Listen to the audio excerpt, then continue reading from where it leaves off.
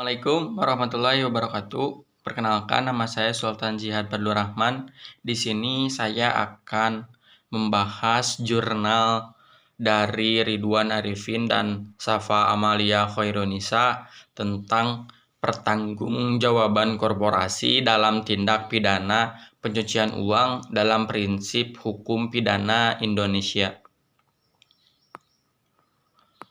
Negara Indonesia saat ini sedang dilanda kasus kriminalitas kontemporer yang dapat mengancam lingkungan hidup negara kita. Tindak pidana pencucian uang merupakan salah satu bentuk kejahatan yang berdimensi internasional yang sering dilakukan masyarakat pada zaman sekarang ini. Pencucian uang merupakan bentuk penyetoran atau penanaman uang yang berasal dari pemerasan transaksi narkotika dan sumber ilegal lainnya, sehingga dari mana asal uang tersebut susah diketahui oleh siapapun. Istilah pencucian uang sudah dikenal sejak tahun 1930 di Amerika Serikat.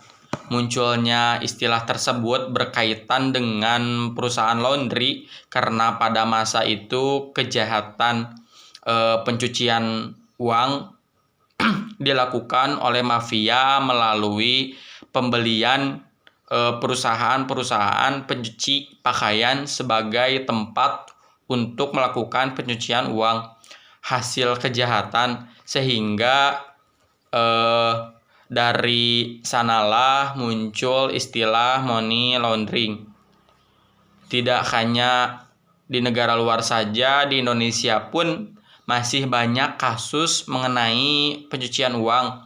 Pencucian uang baik yang dilakukan oleh perorangan maupun perusahaan atau korporasi. Suatu perusahaan memiliki dua dampak yang berbeda, yaitu dampak positif dan dampak negatif dengan adanya tindak pidana pencucian uang.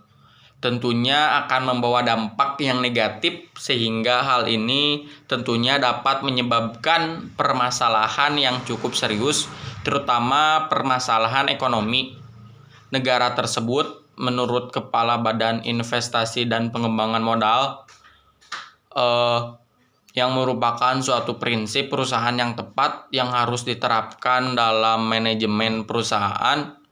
Hal ini dilakukan untuk memastikan kepentingan perusahaan untuk mencapai tujuan.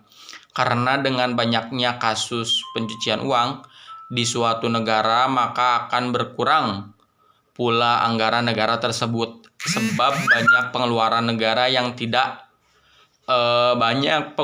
pengeluaran negara yang tidak jelas kegunaannya karena pelaku money laundering. Pada pelaku biasanya menanam investasi di bidang properti pada negara-negara yang mereka anggap aman untuk melakukan hal tersebut, sehingga hasil yang mereka dapat lebih rendah dan lebih aman apabila dilakukan di luar negara karena dilindungi oleh hukum negara tersebut. Mungkin itu saja yang bisa saya sampaikan. Mohon maaf. Terima kasih. Wassalamualaikum warahmatullahi wabarakatuh.